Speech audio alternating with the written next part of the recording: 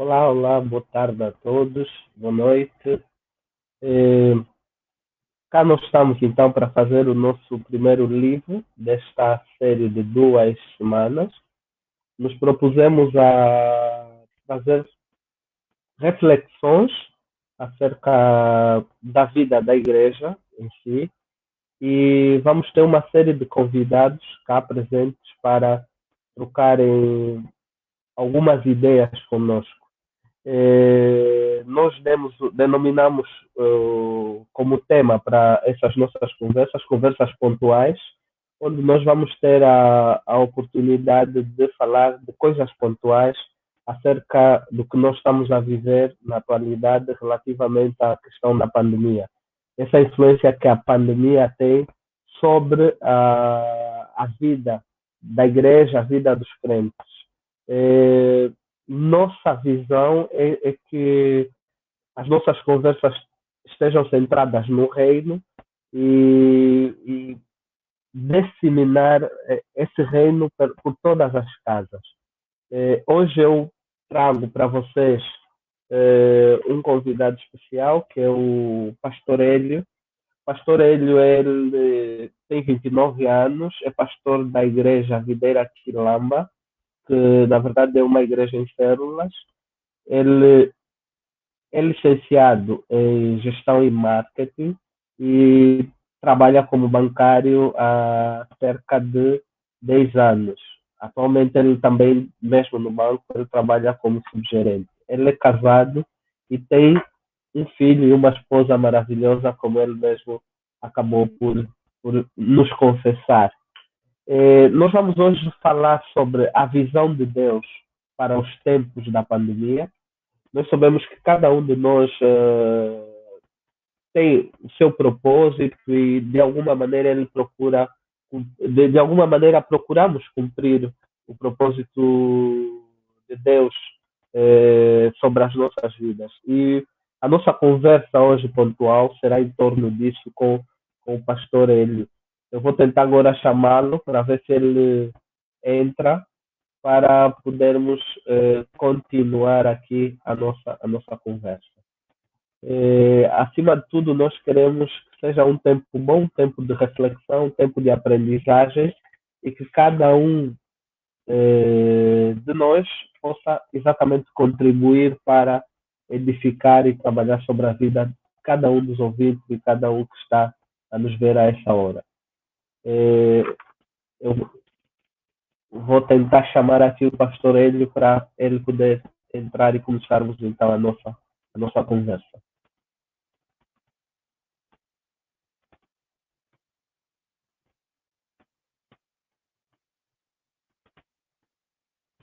Importa também salientar que vamos estar disponíveis para comentários depois da exposição, da conversa, e eventualmente se tiverem alguma dúvida, quiserem contribuir, também é uma oportunidade para o fazer.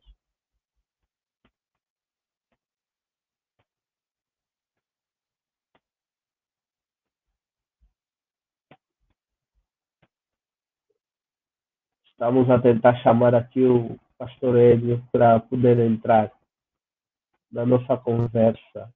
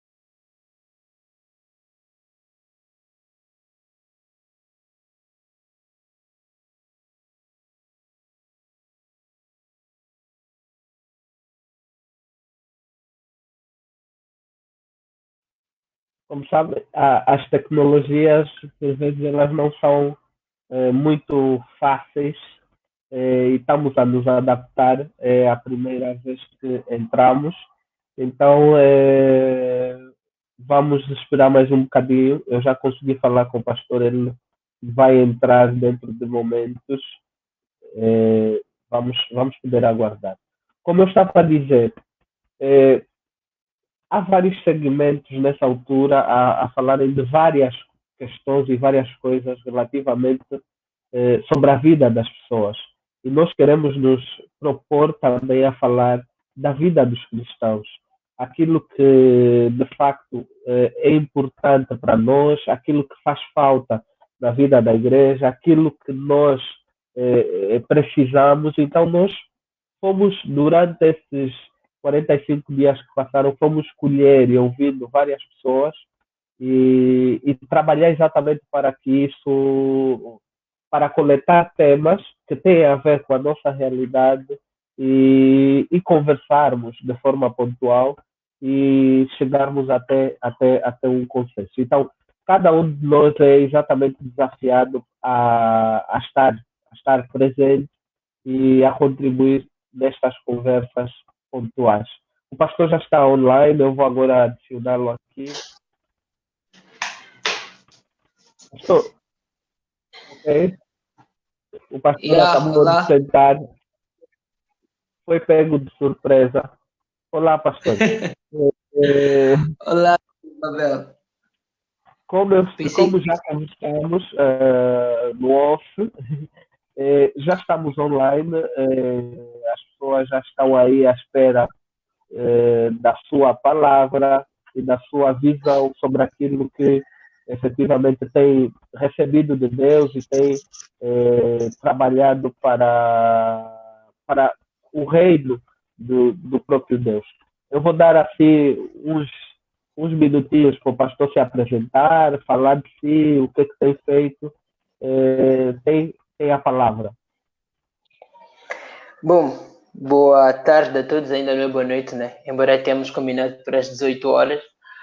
Eu sou o Hélio Alves, eu sou novinho, né? Ainda tenho 29 anos, sou formado, licenciado em Gestão e Marketing, trabalho na banca há 10 anos já, atualmente sou subgerente de balcão, de banco. Sou casado, graças a Deus, tenho uma linda e maravilhosa esposa, tenho um filho lindo também, o Elbert, e juntos nós estamos na frente. Na verdade, servimos o ministério do nosso amado pastor Nelson Carvalho, que até nós estamos um tempo de 40 dias de oração, agora às 18 horas também, no Facebook do nosso pastor, nós vamos então ter um tempo de oração. Nós servimos o pastor Nelson na Igreja Videira e é um prazer para nós, estamos aqui na frente da Igreja Videira do Quilamba. Bom, não sei mais o que dizer, dificilmente me pedem para me apresentar, então. Boa. Penso que de forma assim objetiva e aquilo que o pastor faz, passou para nós. E eu vou logo para o ponto principal da nossa conversa, que é qual é a visão de Deus para esse tempo que nós estamos a viver. O que é que Deus tem estado a falar neste tempo? E eu queria ouvir do pastor isso. Olha, eu penso o seguinte, eu não acredito pessoalmente que a visão de Deus mude de tempos em tempos. Então eu acredito que a visão do Senhor permanece, não é? Então o plano, o projeto dele é o mesmo desde antes da fundação dos tempos, desde antes da fundação do mundo, os planos do Senhor permanecem. Obviamente, os teólogos vão se levantar e falar a respeito das dispensações que mudaram e tudo isso, mas na verdade o que mudou foi a revelação do homem em relação a Deus. Então, vamos pensar. Eu tenho, para mim, eu quero compartilhar, na verdade, com base naquilo que eu creio, obviamente, baseado na palavra de Deus, é que o propósito não mudou. Se nós formos ver a história da igreja, todas as dificuldades que a igreja passou, todas as provações que a igreja passou, desde os apóstolos que foram martirizados, desde os primeiros cristãos também que sofreram perseguições, tudo isso. Então a visão não mudou. Qual que é o maior exemplo que nós temos a respeito disso? O apóstolo Paulo. Então, Paulo, Deus pegou ele, disse que ele iria sofrer por conta do evangelho, não é? Mas desde o princípio, Paulo entendeu que o que Deus tinha preparado para ele era a pregação do evangelho. Então, ele começou a pregar o evangelho. Mas aí todo mundo vai dizer, não, mas Paulo era livre e podia pregar o evangelho. Pois é, quando ele era livre, ele pregava o evangelho. Mas houve um momento em que as coisas mudaram. Então, Paulo foi preso. A Bíblia conta em Atos 16, a partir do 16 ao verso 34, a Bíblia conta que Paulo e Silas foram presos e todo mundo lembra da história que eles louvaram, adoraram a Deus e houve um terremoto porque o anjo do Senhor apareceu, as prisões se quebraram e aquele soldado que estava ali, o soldado romano que controlava a prisão, e queria suicidar-se porque pensou que todos os presos fugiram, inclusive Paulo. Mas Paulo grita, Paulo brada, diz a Bíblia, não, olha, não faça isso, não tira a tua própria vida porque ninguém fugiu, estamos todos aqui. E aí, quando aquele soldado vai ter com Paulo, que agora estava preso, o que é que Paulo faz? Prega a mensagem novamente para ele. Ou seja, livre, Paulo pregava. Mas quando preso dentro de casa, como nós vivemos hoje em época de Covid-19, né? Todo mundo em suas casas, que é o mais seguro que se orienta, mas você vê que Paulo, ele continuava a pregar, tanto livre quanto preso, o propósito não mudou. Qual que era o propósito? A pregação do evangelho. Nós vivemos dias em que todo mundo, ninguém estava limitado sobre o direito de ir e vir, não é? Não temos recolher obrigatório, todo mundo pregava e todo mundo podia fazer evangelismo na rua, e o que muita gente pergunta hoje é, então e agora? O que é que se faz agora? Qual que é o propósito agora? O que é que Deus espera de nós agora? Na verdade, Deus espera de nós o que já esperava antes, não é? Se nós pregávamos antes fora de casa, hoje nós continuamos a pregar dentro de casa. E nós temos uma vantagem muito grande, não é? Que é a questão da tecnologia. Eu estou em minha casa, estou num dos cômodos da minha casa e a falar do evangelho para outras pessoas. Então, o propósito não mudou. A questão é que a nossa mentalidade precisa ser otimizada para continuar a cumprir o propósito, tanto dentro ou fora de casa, dependendo da liberdade que cada um tem. Boa, pastor. Dentro dessa ideia, dessa mudança que aconteceu, nós podemos ver que também há outros desafios. E eu queria fazer-lhe uma provocação relativamente a isso. Vai ver que, por exemplo, nem todo mundo tem internet. Ou seja, a maior parte das pessoas não tem internet. Daí fica mais difícil chegar às pessoas. O pastor falou e falou muito bem contextualizado a questão de Paulo. Hoje, como nós podemos vencer a isso, na sua opinião? Sabendo que essa metodologia hoje mudou, quase todo mundo tem medo, de forma assim, bem direito. Todo mundo tem medo, porque nós não sabemos como é que é esse indivíduo. E até eu estava a ver um post há tempos que diz assim, o coronavírus é ignorância até atingir um dos membros da nossa família. Depois que atinge um membro da nossa família, ali todo mundo começa a dizer, não, é verdade, afinal existe e tal, é melhor eu me proteger. Até agora, como provavelmente não atingiu nem a minha, nem a sua, e se calhar muitos que estão a ouvir, a coisa se torna um bocadinho mais leve, né? E as pessoas podem levar de qualquer maneira. Nós temos ali, na verdade, grandes desafios. Temos o desafio das pessoas que não têm acesso à internet e que precisam também da palavra, e temos o desafio da internet, que é, de facto, o que nós estamos a tentar fazer aqui agora. Então, queria ouvi-lo nesse aspecto. Olha, eu não vou falar essas coisas para parecer politicamente correto. Eu vou falar o que vou falar porque é a experiência que nós temos tido. Como igreja, nós estamos no projeto Convida 19, que é um desafio de todos os pastores da nossa igreja. Escrevemos palavras compartilhamos elas, temos um site criado até que é para todo mundo poder fazer o download do texto e do áudio. E aí o que se colocava era justamente isso no nosso presbitério, não é? No nosso colégio de pastores. E como fazer a mensagem chegar a quem não tem internet, não é? Aí uns disseram, olha, não, para quem tem o Facebook zero, nós vamos copiar o texto todo e enviar para isso. Criamos grupos no Facebook e os irmãos que têm acesso conseguem então entrar para o Facebook zero e ter o texto. Mas tem gente que não consegue. Aí o que é que nós fizemos? Nós imprimimos a palavra, literalmente, e quem tiver transporte, quem tiver uma disponibilidade, vai, chega até esses irmãos e entrega isso que está acontecendo, como a igreja primitiva. Só que aí alguns colocam assim, olha, não, mas tem a questão das restrições, tem a questão do tempo, da demora, e a palavra não vai chegar em tempo útil. Quem disse que não chega? Eu acredito que chega. As cartas de Paulo, com certeza, levavam muito mais tempo para chegar. E ainda assim a igreja recebia. E quando recebia, eu acredito que era uma grande alegria poder ouvir a mensagem. Então, nós temos feito isso. Há um irmão nosso, o que é que ele fez? Ele escreveu algumas palavras e no andar dele, no prédio dele, ele colocou as cartas embaixo da porta de cada um dos vizinhos. E era uma palavra de alento, uma palavra de fé. Ou seja, as pessoas conseguem fazer. Mas aí eu lembro que alguém disse, olha, mas a questão é que o Covid-19 ou o Corona, não é? É um inimigo invisível. E está todo mundo com medo, ninguém quer sair à rua. Mas naqueles tempos era igual. Naqueles tempos havia enfermidades também. Naqueles tempos havia o Império Romano que oprimia e matava de maneira absurda. Mas não existe povo mais especializado em guerra com inimigos invisíveis do que a igreja, não é? Desde os primórdios que a Bíblia nos mostra que o nosso inimigo não é carne e sangue, não é? Então não há ninguém mais especializado, mais treinado, mais habilitado para enfrentar o inimigo invisível do que a própria igreja. Então, Paulo ele diz que considerava tudo o resto perda, que para ele o que importava era o reino. E por conta disso ele esmurrava o próprio corpo, ou seja, ele reduzia as próprias vontades.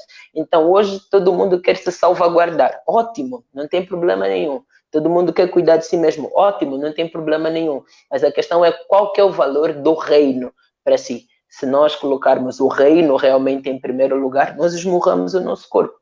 Eu pessoalmente o que é que faço? Eu saio de serviço, eu imprimo a palavra da semana e procuro os irmãos que não têm acesso à internet e deixo lá. E se a polícia me parar? Parou. Conforme disseram os antigos, né? Se eu perecer, pereci. Mas o que é que importa? Fazer chegar a mensagem. Eu acho que há uma cultura do medo atualmente, mas para filhos de Deus o medo não pode fazer parte.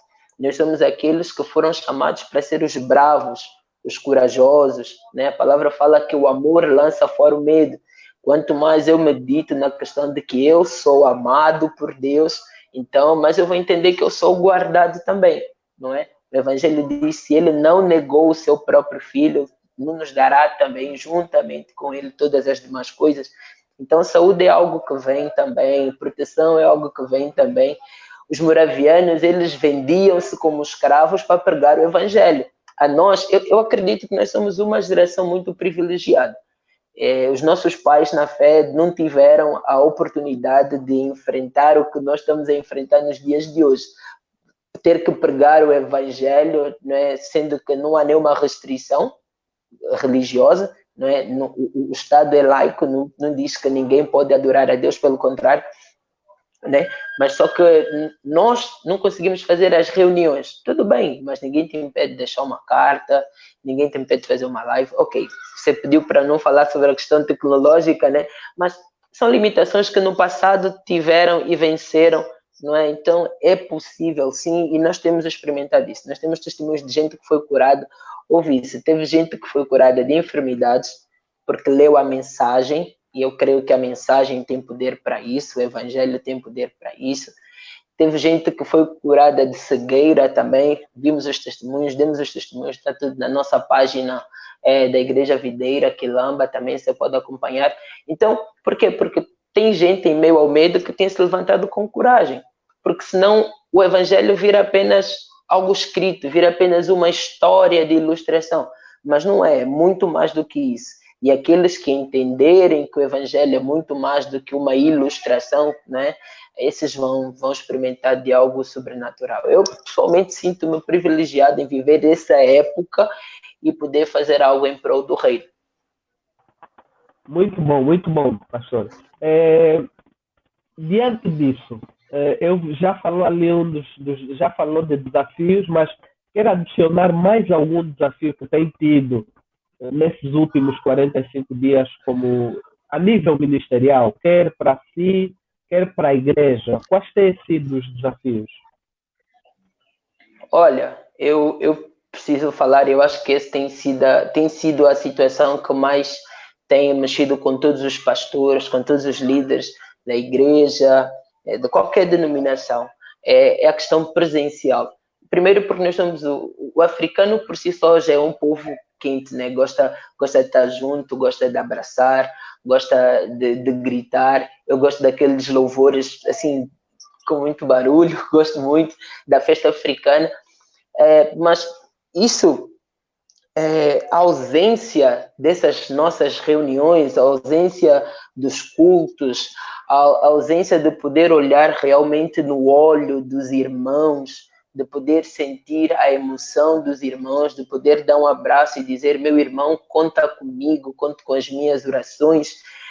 Tem coisas que a tecnologia realmente não consegue resolver, tem coisas que a tecnologia não ultrapassa, não é? Então, por mais que nós possamos olhar, ver a imagem, nós não conseguimos ter a real percepção da disposição da pessoa com quem nós falamos. Nós fizemos os cultos pelo Zoom, né? Fizemos as transmissões, as lives pelo Instagram, Facebook, as nossas reuniões de célula, que são as reuniões nas casas, nós fizemos pelo Zoom, que é um aplicativo de videochamada também, mas isso não traz aquele calor. Eu acho que o que mais afeta todos os pastores nesse tempo é mesmo essa questão da proximidade, a questão do relacionamento, de estar ali, de poder olhar no olho da pessoa e poder dizer: conta comigo, estamos juntos, nós somos irmãos. Eu acho que isso, ao menos a mim, tem cortado até a fala.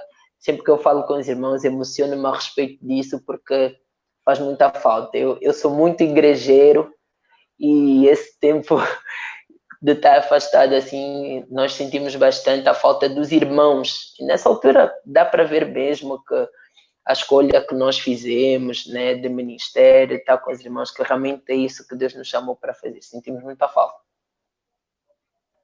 Ok. Dentro disso, pastor, vamos vendo que são muitos os desafios e o maior deles é o que acabou colocando, que é o distanciamento que existe, ou já existe uma correção e até a própria literatura, quando se fala de isolamento social, refere-se muito mais a questões de solidão por escolha própria do que propriamente dito o nosso caso. Quase todos nós gostaríamos, a essa hora, estarmos na rua, a fazer a estar na nossa vida, a fazer o que nós bem entendemos, dentro dos limites, claro. Neste aspecto, eu queria perceber como a igreja local, na vossa experiência, tem funcionado nestes últimos 45 dias. Sabemos que a igreja tem uma dimensão que é coletiva. Eu sei que vocês, por exemplo, têm a questão da igreja em células, que é uma metodologia muito usada. Como vocês estão a lidar com isso? Como vocês controlam? Como fazem a coisa chegar? Como os irmãos estão a se sentir pastoreados, amados? A questão, por exemplo, dos óbitos. Nós, os africanos, além da dança que o pastor disse, também morremos muito, temos muitos problemas de morte. Como vocês estão a celebrar os óbitos? Como tem sido esse desafio ministerial de forma integral? Olha, vou pegar Lutero, né? Lutero, incrível que na época de Lutero houve uma peste também. E essa peste arrasou com a Europa, a peste negra na altura, e eles também foram intimados, né, se eu posso usar a palavra, a ficar em casa, disseram, olha, vocês precisam ficar em casa para salvaguardar-se. E Lutero ele diz, olha, eu preciso agir com a certeza de que o meu Deus é comigo, que ele realmente irá me guardar naquilo que eu precisar. Mas também não me irei excluir de ambientes em que realmente eu for necessitado, porque eu preciso amar o próximo. O que é que eu quero falar com isso? Bom, se realmente for uma situação em que eu preciso estar, por exemplo, estamos até com uma situação de óbito agora, e nós vamos precisar estar confiados na graça de Deus, de que o Senhor vai nos guardar. Não, mas aí alguém pode dizer assim, obreiro, olha, isso pode ser incoerente, isso é uma medida incoerente, mas até que ponto? Porque se eu perder um familiar, naturalmente falando, e se eu ficar impedido de estar nesse funeral, eu sei que muitas pessoas podem se levantar e dizer, olha, mas como é que você não vai ao óbito da tua mãe? Como é que você não vai ao óbito do teu irmão? Independente da situação, você tem que estar no óbito do teu pai, ou da tua mãe, ou do teu irmão. Então, se eu realmente considero que esses irmãos na fé são meus irmãos mesmo, então eu vou entender que esse é um lugar onde a minha presença realmente é requisitada. Salvo se eu for impossibilitado de estar, se as autoridades não me permitirem lá chegar, tudo isso, mas eu acredito que movidos pela fé, movidos pela paixão, movidos pelo amor, porque a palavra nos ensina a amar o próximo como a nós mesmos, eu gostaria que as pessoas estivessem comigo, provavelmente eu, Hélio, tomaria essa decisão. Nós, como igreja, o que é que temos orientado? Como igreja, como é que temos orientado? Nós fizemos videochamadas individuais para conversar com os irmãos, compartilhar, não é? O tempo inteiro. Às vezes que eu pego o carro e passo aqui pelo Quilamba para dar um adeus aos irmãos, nem que for pela janela, para me fazer presente ali. Mas essa questão do óbito que é bem delicada, olha, não obrigamos ninguém a se fazer presente, mas obviamente os líderes, por si só, não precisa que ninguém fale. É que líderes, pastores, eles realmente entendem o valor dos membros, o valor de cada irmão, sabem que não são apenas números na igreja, porque no final de tudo o que conta são os relacionamentos, não é? Que no final de tudo o que vai importar mesmo não é quantos membros eu tive na minha igreja, mas quantas pessoas eu amei como Cristo amou. E Cristo amou a ponto de dar a própria vida. Então, os bons pastores dão a vida pelas suas ovelhas. Então, isso é uma questão de chamado. O pastor ou líder que não entende essa questão, então ele não entendeu o chamado dele. Ele foi chamado para amar a ponto de dar a própria vida. Obviamente, ninguém vai sair por aí a anunciar, olha, pastores, por favor, deem a própria vida pelas ovelhas, ainda que seja em tempo de coronavírus. Não, mas todo aquele que tem uma intimidade com o Pai, que sabe que ele foi chamado não por uma instituição, mas porque Deus o chamou para o ministério, ele mesmo vai ter esse posicionamento de ir para lá. Então, eu acredito que não é nenhuma questão que se discuta, isso é uma questão de convicção e identidade em Cristo. Não sei se consegui responder muito bem.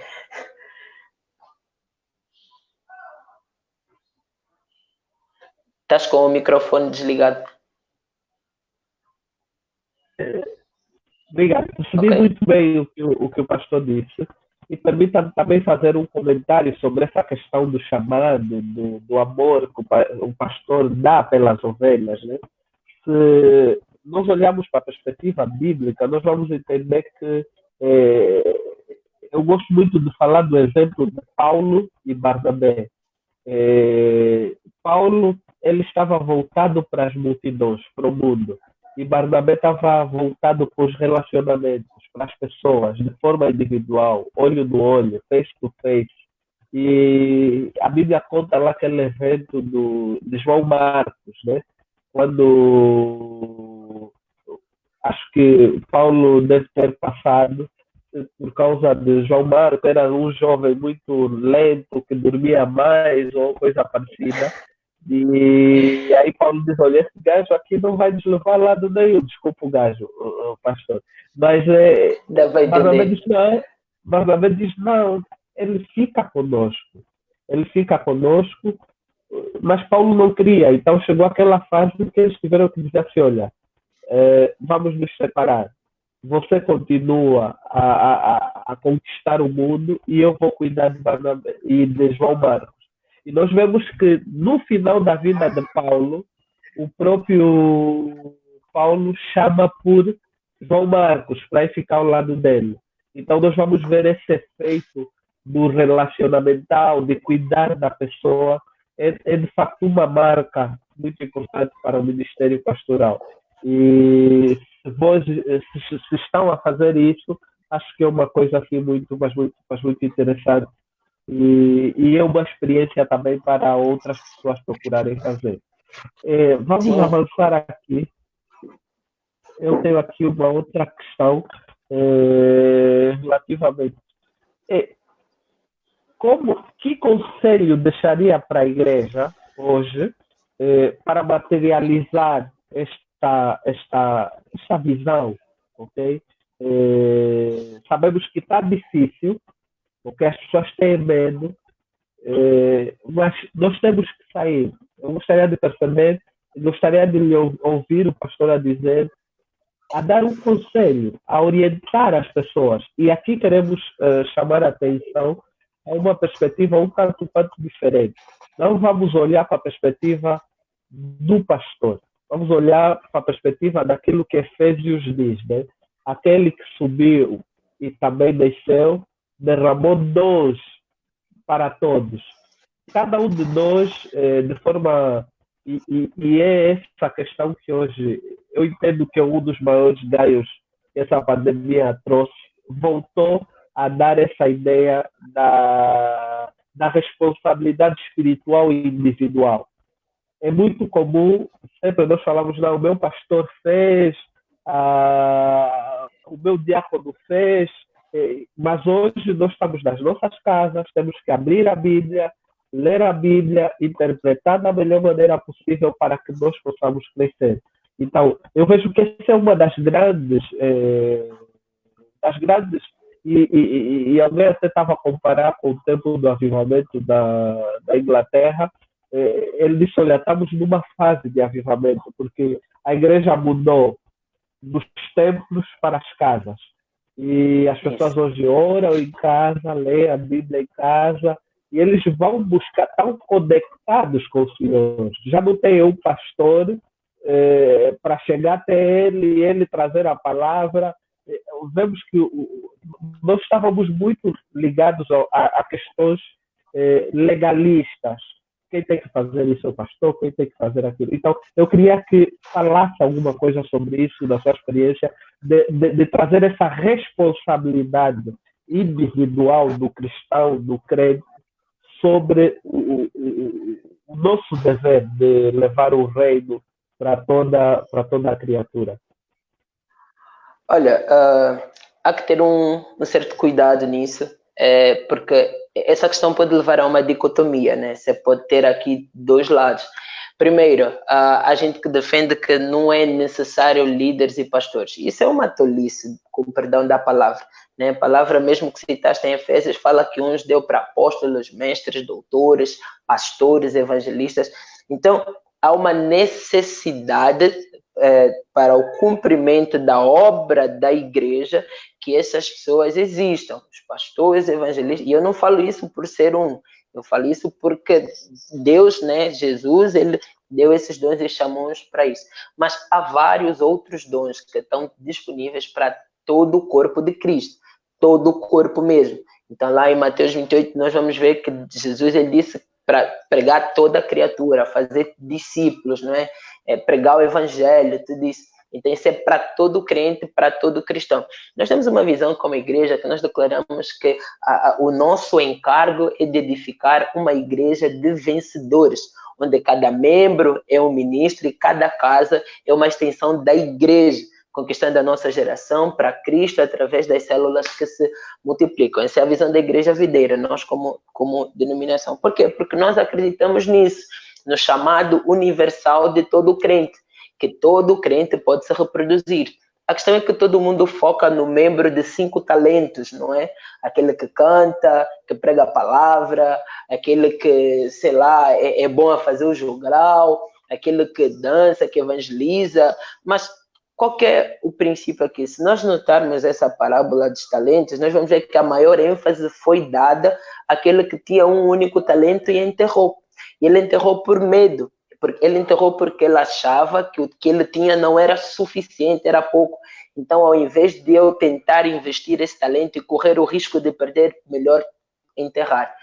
Só que você vê que ele não entrou no descanso do seu Senhor porque ele entendeu mal o coração do Senhor dele. É isso que eu acho que todo cristão hoje precisa entender, que não importa o número de talentos que nós temos, todos eles são aptos, todos eles são necessários para a edificação da obra.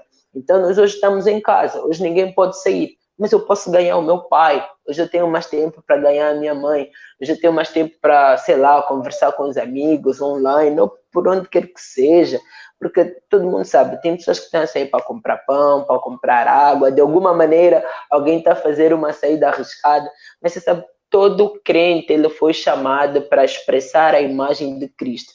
Então não há, talvez, como é que eu posso dizer, não há alguém que seja mais especial, não, pelo contrário, todos nós fomos amados de igual modo. Jesus, ele amou e se entregou por todos nós de igual modo. Só qual que é a questão? Alguns vão usar esses talentos e multiplicá-los, e outros, infelizmente, talvez não. Então, o maior desafio hoje de todo líder, todo pastor, é fazer com que os membros entendam que, independente de função, independente de posição, ele é um cristão. Então, não existe posição mais alta para um cristão estar no reino, eu digo, do que estar à direita do Pai. E Efésios, eu vou citar Efésios novamente, que o Zorobabel mencionou, a palavra fala que ele nos fez assentar nas regiões celestiais e nos abençoou com toda a sorte de bênçãos. Ou seja, você já está lá em cima, como cristão. Então, todo mundo está apto, todo mundo pode pregar a mensagem, todo mundo pode falar. E essa questão de pregar a mensagem, quero terminar e dizer que houve um cego que Jesus curou. E os fariseus fizeram um alvoroço e perguntavam, mas quem foi que te curou? E eu acho que esse cego foi assim, o evangelista mais simples, mas bem conciso. Ele dizia, olha, eu não sei se ele é pecador, se não é pecador, o que eu sei é, eu era cego e agora eu vejo. Isso era algo que não se podia negar. Então, tem pessoas que dizem, mas eu não sei falar direito. Tem gente que diz, olha, eu não sou muito bom em fazer vídeos e dar o meu testemunho, mas você pode simplesmente falar aquilo que você era antes de Jesus e depois falar aquilo que você é hoje, depois de conhecer a Cristo, tal como aquele cego. Não importa quem me curou, o que eu sei é que eu era cego e agora eu vejo. Então, todos nós, todos os cristãos, nós estamos num tempo que nós fomos chamados ao amadurecimento. Nós fomos chamados realmente para ser ousados, né? O amor lança fora o medo. Então, nós não somos chamados para nos acanharmos, não. Agora, essa aqui é a altura de nós realmente declararmos que eu sei em quem tenho crido e também sei que é poderoso para fazer infinitamente mais. Esse é um grande tempo de oportunidade para todo cristão, poder falar da glória de Deus, poder falar do milagre da transformação que cada um viveu. E esse é o evangelho que ganha pessoas. Eu sei, às vezes nós temos as neuroses de pensar que o evangelho que ganha pessoas é o evangelho que desce um anjo do céu e fala, olha, fulano, agora eu te redimido de todos os seus pecados. Mas o evangelho que ganha as pessoas é esse, é de falar aquilo que Jesus fez por ti, a tua própria experiência de Cristo. Isso ganha pessoas. Nós temos vivido isso nos últimos tempos. Esse evangelho simples que dá um testemunho de transformação. Boa. Dá para dizer amém. Amém. Amém.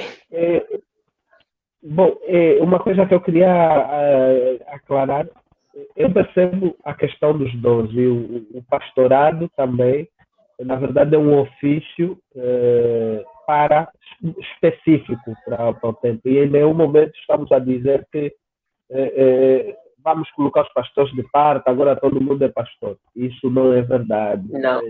Yeah. Vamos parar um pouco. Os pastores são necessários e o pastor falou uma coisa bem interessante. O desafio que os pastores têm nessa fase é exatamente a de conseguir fazer com que os membros, as pessoas que têm dons coloquem os dons ao serviço do reino. Hoje, Pois esse é que é. é o desafio dos pastores para fazer que nós estamos a viver. Yeah. Se pudesse. E acaba, desculpa cortar-te, acaba que todo mundo tem, né? Todo mundo sabe fazer alguma coisa, todo mundo sabe cortar um papel, Exatamente. todo mundo sabe escrever ou não, alguém canta ou não, mas todo mundo sabe fazer alguma coisa. A questão é usar alguma coisa em prol do rei. Ok, boa, boa. Se pudesse eleger áreas prioritárias para esse tempo, o que colocaria na sua folha? Olha, áreas prioritárias. Nesse tempo, eu diria que é um tempo de aproveitarmos ao máximo o tempo em casa, de mergulhar na palavra, de ler bastante a palavra, de relacionar-se com Deus em casa, no quarto, como Jesus fala. Algumas pessoas colocam, não, porque os monges, a altura, né? Houve uma altura de monges aí que eles saíam e moravam nas cavernas e achavam que esse era o verdadeiro cristianismo, errado também, e não é isso que eu quero apelar, mas se há algo que eu gostaria mesmo, ou que eu coloco como prioritário, a primeira delas é justamente essa, mergulhar na palavra. O diabo tem se levantado há muitos anos, há séculos, né, milhares de anos, para contrariar que a Bíblia é a palavra de Deus, mas isso é mentira do inimigo, isso é mentira do maligno. A Bíblia é a palavra de Deus e Paulo exorta Timóteo a aprender a manusear a palavra. Então, eu acredito que nesse tempo de distanciamento social, né, é um tempo para se achegar a Deus através da palavra, mergulhar no estudo, enlouquecer com a palavra, ser apaixonado pela palavra, meditar na palavra, ficar a pensar o dia inteiro a respeito da palavra. Eu acho que isso é primordial. E segundo, é algo que nós já falamos aqui o tempo inteiro, é a questão de disseminar aquilo que eu aprendo com a palavra. Porque tem que ser uma via de mão dupla, né? Senão eu viro um crente cabeção. Eu só retenho, encho a cabeça de muita informação e nunca dou para os outros. Eu acho que esse não é o princípio. A questão é eu me encher da palavra, ter intimidade com Deus e, ao mesmo tempo, à medida que eu tenho intimidade, à medida que eu me encho da palavra, eu preciso passar para alguém, né? Porque, afinal de contas, esse é o nosso chamado, né? Somos chamados para dar testemunho, né, do reino de Deus.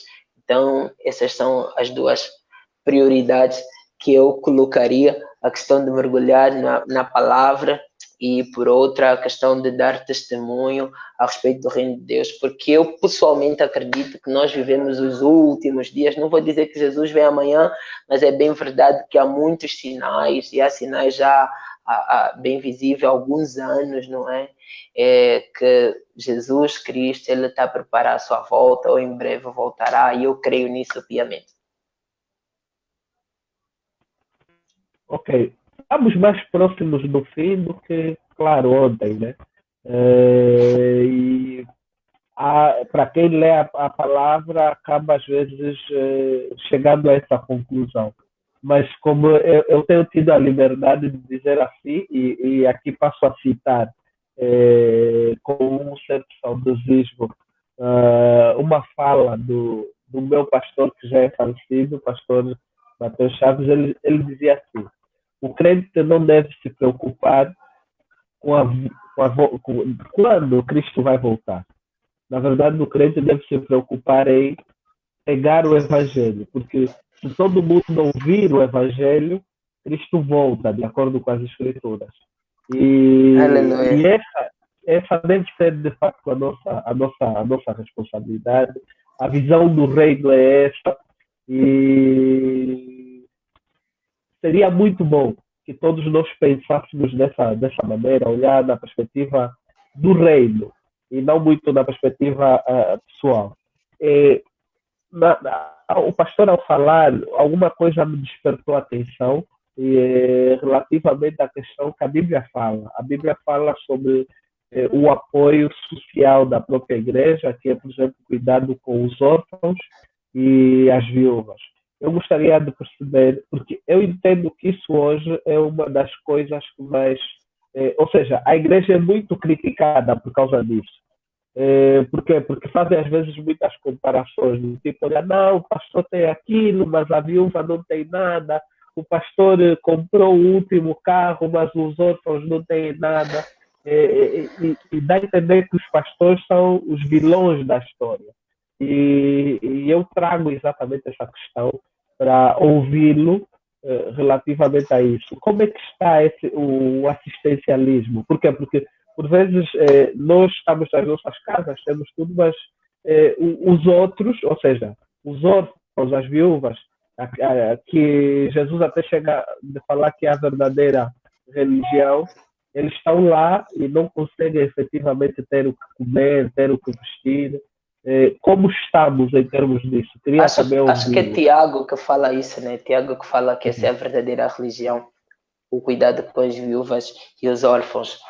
Olha, primeiro, você vai ver que todo mundo que fala a respeito ou faz essas comparações do pastor e a viúva, geralmente não tem pastor. Geralmente não tem, não é? Ou alguém que está na igreja, mas não reconhece a autoridade pastoral. Porque é bíblico, né? Aí você vai ver quem servia a Jesus Cristo eram as mulheres. E as mulheres serviam a Cristo com tudo que tinham. E tiravam dos maridos e tal. E pronto, uma série de coisas. Você vai ver também no Evangelho que Paulo fala que é lícito, né? Ele diz que os outros apóstolos também o fazem. E que se nós semeamos as coisas espirituais, é lícito que nós também colhamos ou recolhamos de vocês as naturais também. Ou seja, geralmente quem tem essa fala, essa comparação em linhas gerais, é quem não tem um pastor. Mas pronto, qual que é a prioridade da igreja? A prioridade da igreja é o cuidado dos irmãos, não é? Todos eles, independente de viúvas e órfãos. Só que eu entendo que o contexto de viúvas e órfãos, trazendo para o nosso tempo aqui, é uma questão que as viúvas na altura não tinham quem lhes sustentasse, e os órfãos muito menos, porque você vai ver a cultura judaica era que os filhos depois iriam aprender a profissão dos pais, não é? Apoiar os pais na profissão dos pais e depois assumir essa profissão. Então, os órfãos não tinham pais para apoiar ou para ter ali uma instrução e as viúvas não tinham um marido que as sustentasse. Então, basicamente, está a falar a respeito dos pobres. Então, a igreja sim tem essa função, a igreja faz isso, a igreja faz essa assistência em relação aos necessitados. E não importa, hoje você pode estar necessitado e amanhã não. Qual que é o grande calcanhar de Aquiles, muitas vezes, nem é a questão da igreja. Bom, falar igreja, assim, às vezes parece algo muito institucional. As igrejas são as pessoas, não é? As pessoas aí é que formam a igreja. Mas, às vezes, você vê que a pessoa que tem a necessidade não consegue abrir o coração e chegar para o líder e falar, olha, líder, ou irmão fulano, ou quem quer que seja, alguém aí que ele tenha essa proximidade de poder falar, olha, eu preciso, eu estou carente, eu preciso disso, preciso de alimento e tal. Eu tenho visto que, às vezes, a grande dificuldade desses irmãos, e eles permanecem em oração, obviamente, não me oponho a isso, né?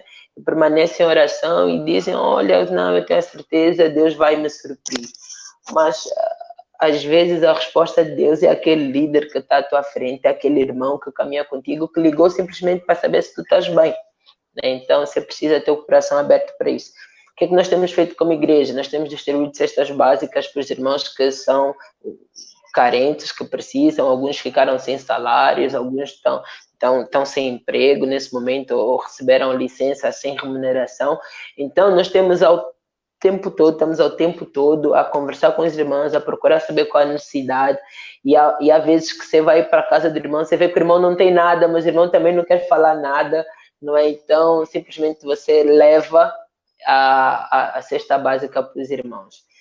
As ofertas, os dízimos, que eu sei que quando fala dízimo manifesta muita gente, vai falar de dízimo, mas é justamente para isso, é justamente para manter o alimento na casa do Senhor, é justamente para fazer a manutenção da obra, é justamente fazer com que as coisas da obra permaneçam, e isso vai continuar até Jesus voltar. Então nós temos sim nos orientado, graças a Deus, temos irmãos muito zelosos nosso pastor Nelson, antes desse lockdown todo que teve, ele mobilizou um conjunto de empresários, irmãos nossos na igreja, fizemos um grande estoque de alimentos e nós alimentamos mais de 30 famílias só nesse período de quarentena, não é? De isolamento, de distanciamento social, nesse estado de emergência, nós já alimentamos mais de 30 famílias e a cada semana chegam pessoas com maior necessidade e, como o meu pastor diz, haja o que houver, a que preço for, né, nós vamos servir ao Senhor. E é isso que nós temos feito, servido com tudo o que temos. Às vezes com algo pessoal, tirar algo da própria casa e levar, que isso é necessário. Na verdade, como fala Tiago, e eu não me oponho, essa é a verdadeira religião.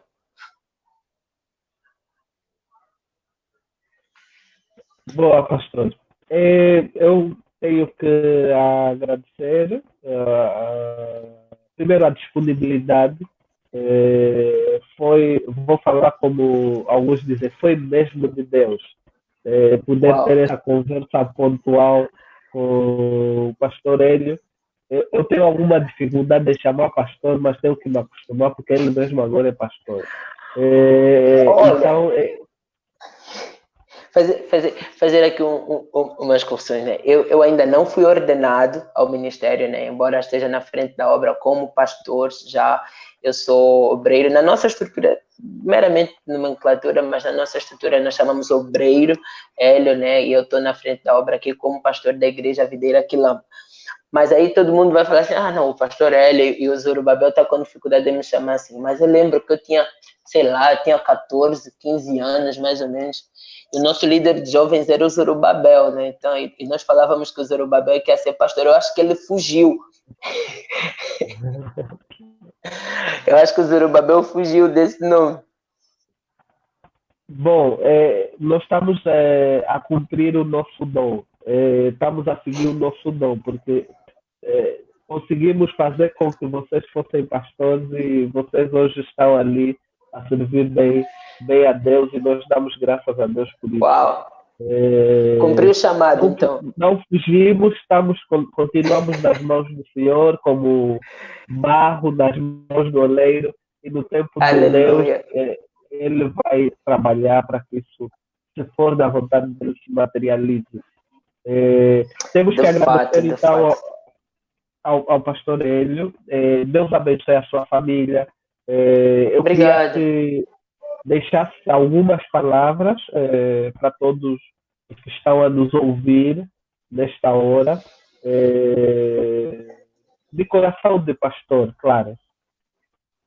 Olha, antes de pegar o coração de pastor, eu quero frisar que o meu coração de ovelha, por onde passo, sempre dou testemunho, sempre falo, e para mim é sempre uma honra poder dar esse testemunho. Eu não esqueço do pastor Benuliel, né, nosso pastor Benuliel. Eu lembro que a primeira vez que eu ouvi realmente o evangelho sobre como aceitar Jesus, eu tinha 11 anos de idade no Colégio Batista e foi ele quem pregou isso para nós a respeito da salvação, né? Eu confesso que primeiro eu aceitei pelo medo, que eu tinha medo de ir para o inferno, mas eu aceitei a Jesus, confessei a Jesus como Senhor. Eu tinha 11 anos de idade. Obviamente depois a vida deu muitas curvas, mas outra pessoa que influenciou bastante foi o próprio Zorobabel. Não esqueço, sempre dou testemunho também de como foi impactado, né, pelo jovem que era, de como amava as coisas da igreja.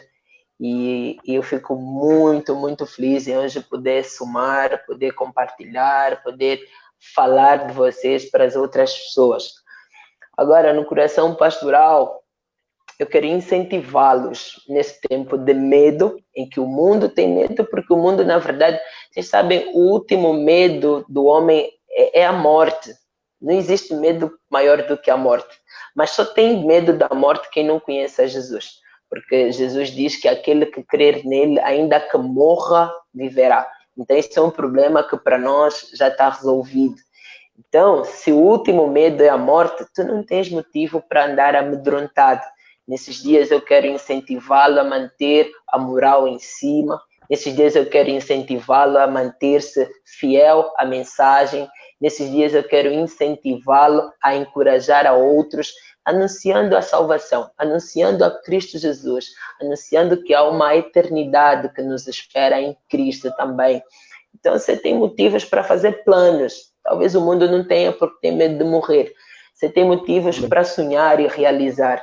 Talvez o mundo não tenha porque eles não têm aquilo que nós temos, que é o autor da vida, né? Mas tu não, tu és separado. E eu não quero de maneira alguma levá-lo a desenvolver um sentimento de arrogância ou de sentir-se melhor que os outros. Pelo contrário, nós não merecemos nada, é tudo pela graça de Deus. Mas se a graça nos alcançou, vamos fazer como Paulo disse, e não vamos fazer vã a graça de Deus. Você tem muito mais motivos para enfrentar todas as situações de cabeça erguida, porque você sabe verdadeiramente qual que é a tua essência, você sabe verdadeiramente que há um Deus que tem o controle de todas as coisas e que nada sai do controle das mãos do nosso Deus. E se em algum momento as coisas ficarem difíceis, e se em algum momento parecer que tudo tem concorrido contra si mesmo, olhe para o céu, como faz o salmista, e ele diz: eu olho para o alto, porque é do alto que me virá o socorro. O meu socorro vem do Senhor, que fez céu e terra. Aleluia. Amém. Amém. Bom, foi assim a nossa primeira conversa pontual com esse servo de Deus abençoado, que acabou partilhando conosco a sua experiência ministerial, muito rica, e Aleluia. aposto que é edificante também para outras pessoas, para outros pastores, para outras pessoas que se envolvem com o ministério. E nós vamos continuar até conversas pontuais, a falar sobre esses desafios que nós temos durante a pandemia. Já sabemos que não vamos ter medo, como o pastor disse, porque o nosso socorro vem do Senhor que fez os céus e a terra. Mas, diante desse não ter medo, nós precisamos de impactar. E vamos impactar o reino de Deus na terra. E quando o reino de Deus chega na terra, ele transforma todas as circunstâncias. Essa foi a primeira conversa pontual. Deus abençoe o pastor. Espero ser chamado para outras, por favor. Exatamente, vamos fazer isso. Deus abençoe a todos que gastaram, mas eu preferi trocar, investiram o seu tempo a ouvir coisas que se calhar vão transformar a sua vida daqui para frente. E não se esqueçam, se precisarem de algum apoio, quiserem conversar, o nome do pastor Hélio no Facebook é mesmo Hélio Alves, ok? É só procurarem por ele, vão encontrar. E se quiserem também me achar, é só ir Zorobabel Festo, e nós conseguimos ajudá-lo em alguma coisa. Claro, se eu não conseguir, vou chamar outras pessoas para conseguirem, outros pastores com o pastor Hélio para o Claro, claro. Que Deus possa nos abençoar, e amanhã estamos de novo aqui a partir das 17 horas, e queremos pedir perdão pelo atraso das 17, mas eu apanhei o pastor Hélio em contramão porque ele tinha que trabalhar, e amanhã nós prometemos estar aqui a horas certas para mais uma conversa pontual. A missão é o reino, e a visão é a salvação do homem. Isso é que estamos juntos. Deus nos abençoe. Amém? God bless you. Tchau, tchau.